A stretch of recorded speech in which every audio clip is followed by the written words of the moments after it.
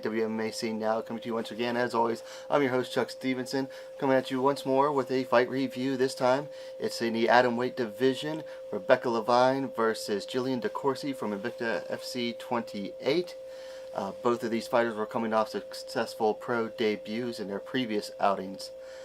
First round, very tentative for the first minute or so.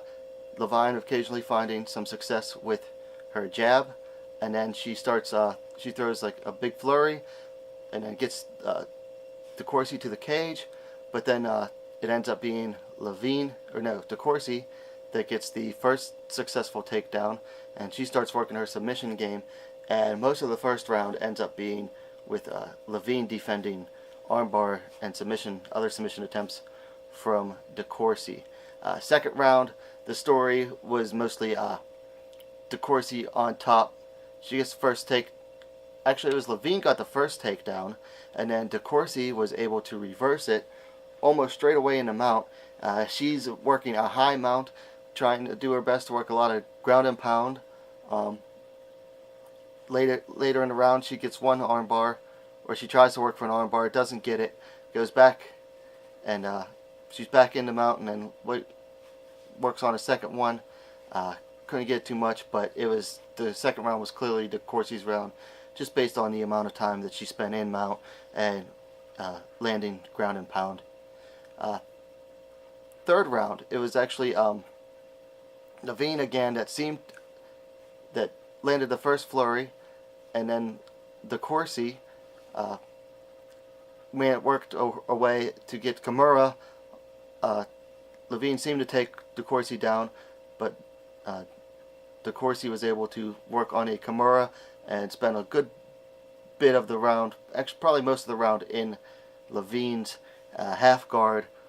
Worked the Kimura, tried to, once that wasn't working, she tried to clear out of half guard. I think she spent some time in inside control. Ended up being 30. No, I'm sorry, I don't think they gave scores, but it ended up being a clear unanimous decision for DeCoursey. Her ground game was just too much for Levine. Things to work on.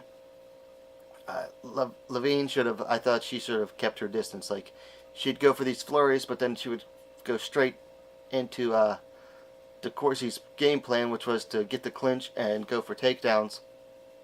Even when Levine landed takedowns of her own, I thought she fell too much into DeCoursey's trap. So work on controlling, playing to what's working for you. I mean, I thought she was doing okay when she was landing strikes from the distance. She found some early success with her jab, and then once she started going too forward a little too much, that didn't work for her.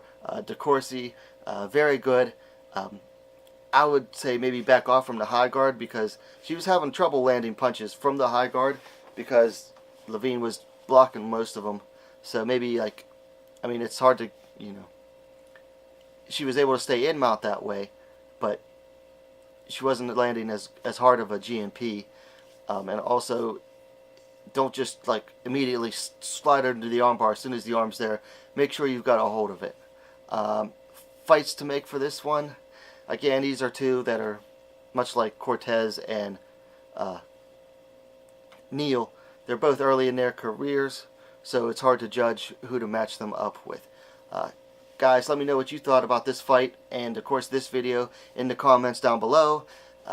And what are you waiting for? Subscribe to WMMA now, the fastest growing women's mixed martial arts platform.